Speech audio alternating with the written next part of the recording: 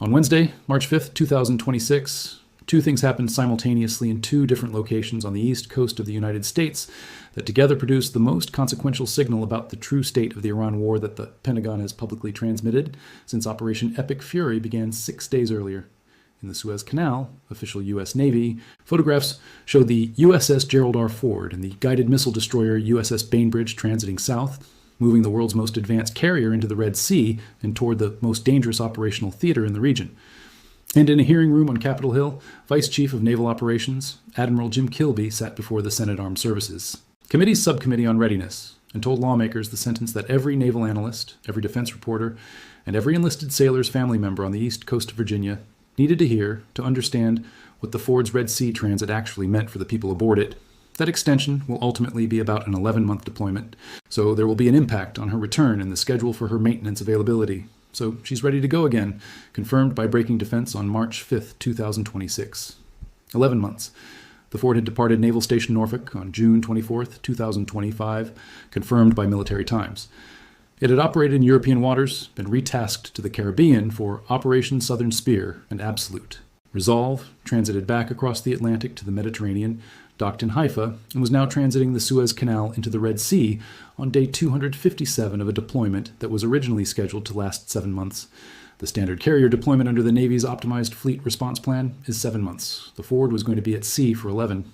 And on that same day, March 5th, off the coast of North Carolina in the Atlantic, the USS George H.W. Bush completed its Composite Training Unit exercise, the COMPTUEX, the final combat certification event that every carrier strike group must complete before being certified ready for national tasking, confirmed by USNI News, Military Times, and Naval Technology simultaneously. Rear Admiral Alexis Walker, commander of Carrier Strike Group 10, declared his strike group ready to deploy today.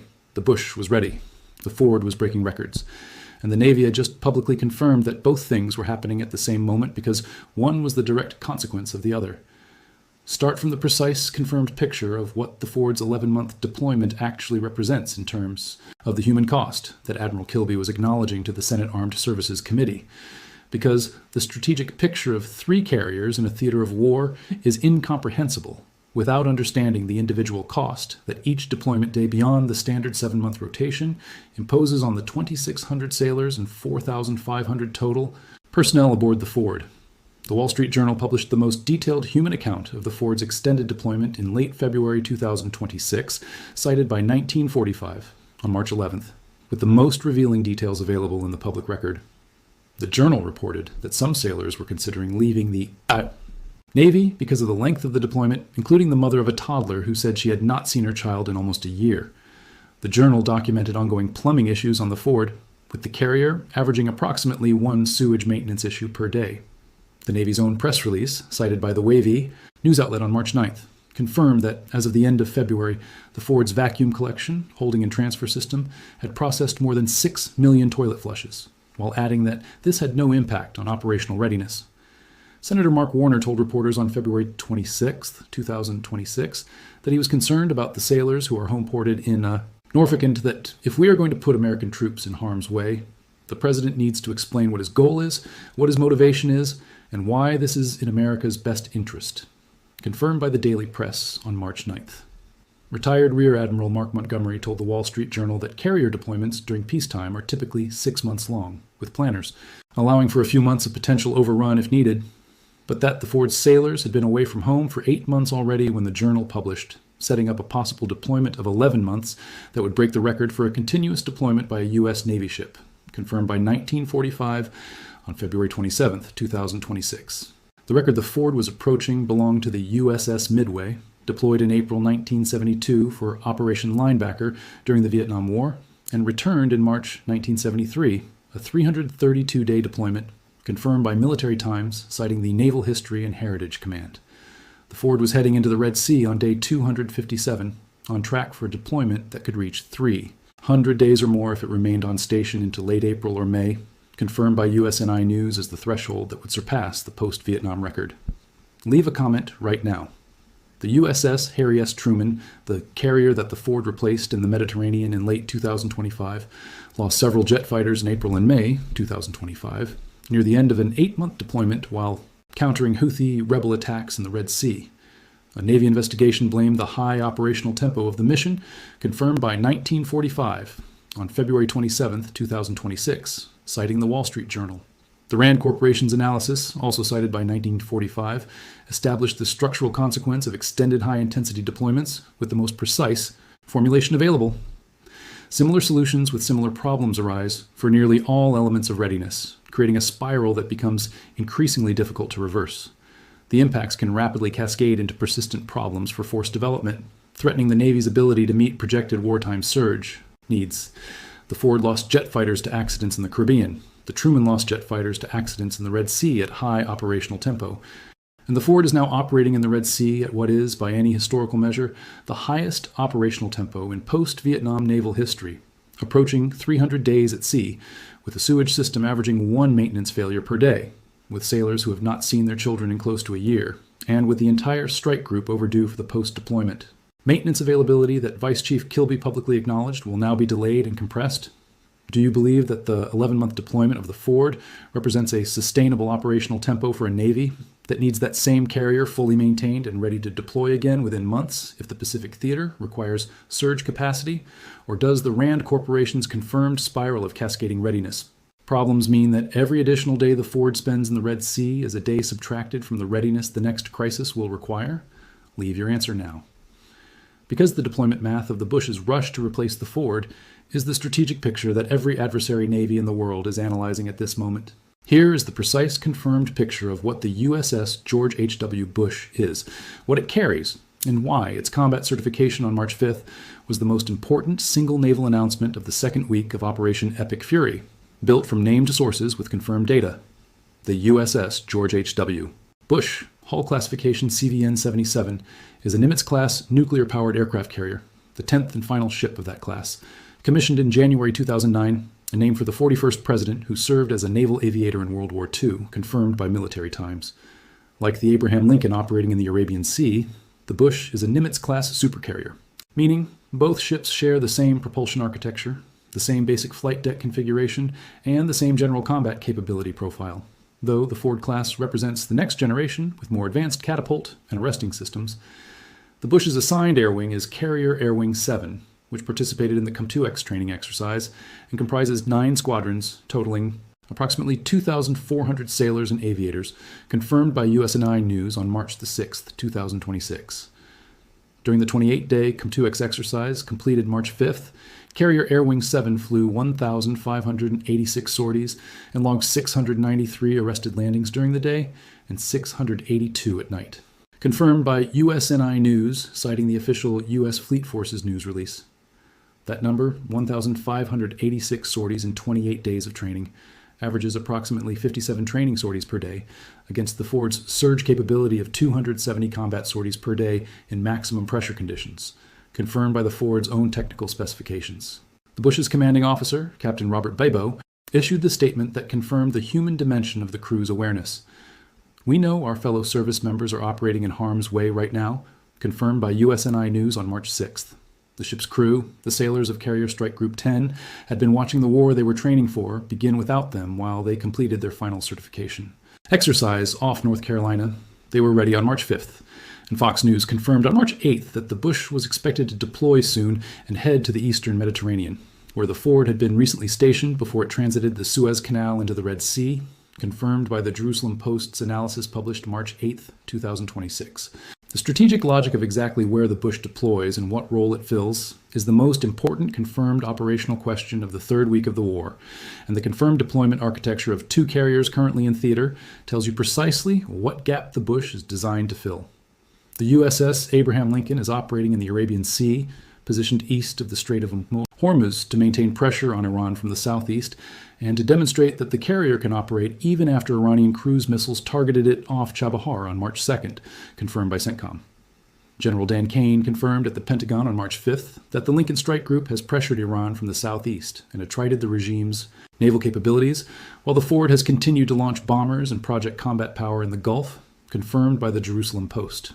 That 2-carrier geometry, the Lincoln in the Arabian Sea and the Ford in the Red Sea, creates an arc of carrier aviation coverage that extends from the eastern Mediterranean through the Bab al-Mandeb, across the Arabian Sea to the Gulf of Oman. but it creates two specific gaps that the Bush deployment is designed to address. The first gap is the eastern Mediterranean itself, where the Ford was positioned and operating its air wing in support of Epic Fury strikes before it transited the Suez Canal into the Red Sea. With the Ford south of the canal and the Lincoln east of Hormuz, there is currently no carrier strike group in the eastern Mediterranean, the theater where Israel operates, where the NATO southern flank lies, and where any Iranian or Hezbollah escalation against Israeli territory or eastern Mediterranean shipping lanes would require rapid carrier aviation response. The AR Live analysis published March 7th confirmed the Bush's expected mission. The George H.W. Bush Carrier Strike Group is expected to reach the eastern Mediterranean within the next 10 days to take over the Ford's previous station near the Israeli coast, confirmed by AR Live on March 7th, 2026. The second gap is the sustained combat operations burden itself. General Dan Kane told reporters on March 10th that in just the first week of the campaign, over 3,000 targets had been hit, confirmed by WION News. 3,000 targets in 7 days is a strike tempo that consumes aircraft maintenance hours, weapons inventory, fuel, and aircrew sleep cycles at a rate that the optimized fleet response plan never modeled for a 2-carrier surge operation, because the plan assumed a maximum of 2 carriers in theater for no more than a few months, not 2 carriers for weeks, approaching months, with a third preparing to join. Hunter Stiers, a senior fellow at the Center for Maritime Strategy who served as a maritime strategist to former Navy Secretary Carlos Del Toro, was the most direct of any named analyst in the public record about what the Bush's deployment represented for the Ford's crew. It is past time for Ford and her strike group to come home, having performed superbly in combat operations in 2 theaters. The sailors of the Ford strike group have had their deployment extended twice and have been away from their families far longer than is healthy for the force to sustain, confirmed by Military Times on March 9th, 2026. 2 extensions. The Ford departed June 24th, 2025, for a planned 7-month Mediterranean deployment. Extension 1 came in October 2025, when the Ford was retasked from the Mediterranean to the Caribbean for Operations Southern Spear and Absolute Resolve, adding months to a deployment that was already past its midpoint. Extension 2 came in mid-February 2026, confirmed by USNI News, when the Defense Department tasked the Ford to the Middle East as tensions with Iran escalated following the collapse of nuclear talks in Geneva. 2 extensions in 8 months.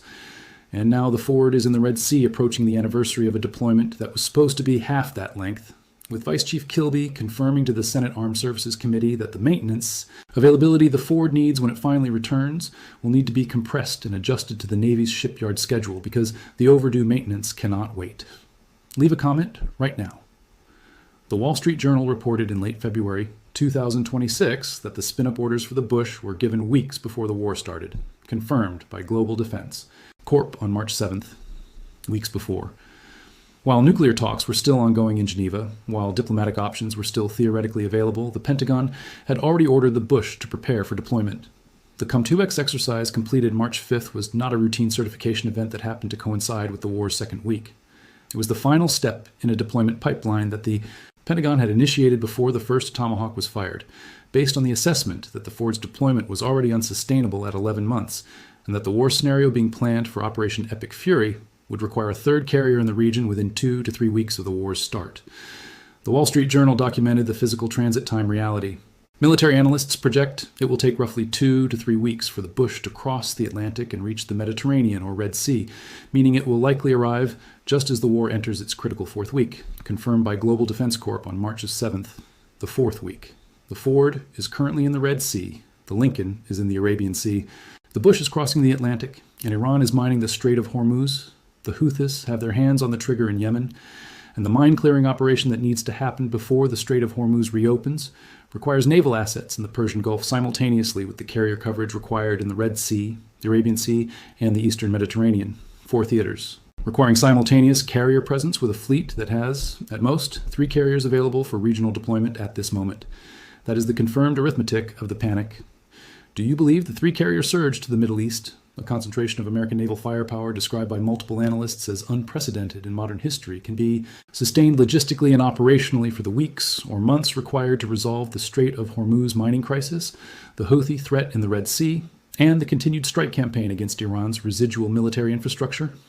Leave your answer now. Here is the confirmed picture of what 3 carriers simultaneously in the Middle East theater means for the Pacific, built from named sources with confirmed data. The U.S. Navy operates 11 nuclear-powered aircraft carriers, confirmed by military.com on February 27, 2026. At any given time, a portion of those 11 are in planned maintenance, post-deployment maintenance availability, or pre-deployment training. When the Ford, Lincoln, and Bush are all committed to the Middle East theater simultaneously, the remaining 8 carriers must cover the Pacific, the Atlantic, and every other global commitment on a fleet that the Congressional Budget Office and the RAND Corporation have both confirmed is sized for peacetime rotation requirements, not for simultaneous theater surge operations. The Naval Technology Analysis published March 11th, citing Jane's analysis of the Bush. COMPTUEX completion confirmed the structural constraint most precisely. The Navy operates 11 nuclear-powered aircraft carriers, though only a portion are available for forward deployment at any given time due to scheduled maintenance and certification periods. When one carrier stays out longer than planned, the sequencing of follow-on strike groups tightens. Training windows compress, maintenance periods shift, and shipyard schedules adjust. Even modest extensions ripple across multiple units. That ripple, the confirmed cascade effect that RAND described as a spiral increasingly difficult to reverse, does not stay in the Middle East when the war ends. It moves through the fleet rotation for months or years afterward. Every carrier that deploys early to replace an overextended ship is a carrier that will return later than scheduled, requiring either a compressed maintenance period that risks readiness or an extended maintenance period that removes it from deployment rotation longer than planned. The Ford's 11-month deployment, confirmed by Kilby to the Senate Armed Services Committee, has already produced what Kilby himself acknowledged, an impact on her return and the schedule for her maintenance availability. That impact does not disappear when the Ford finally docks in Norfolk. It becomes a compressed maintenance schedule at Newport News Shipbuilding, where the shipyard schedule is now being adjusted to accommodate a carrier returning overdue for maintenance during a war.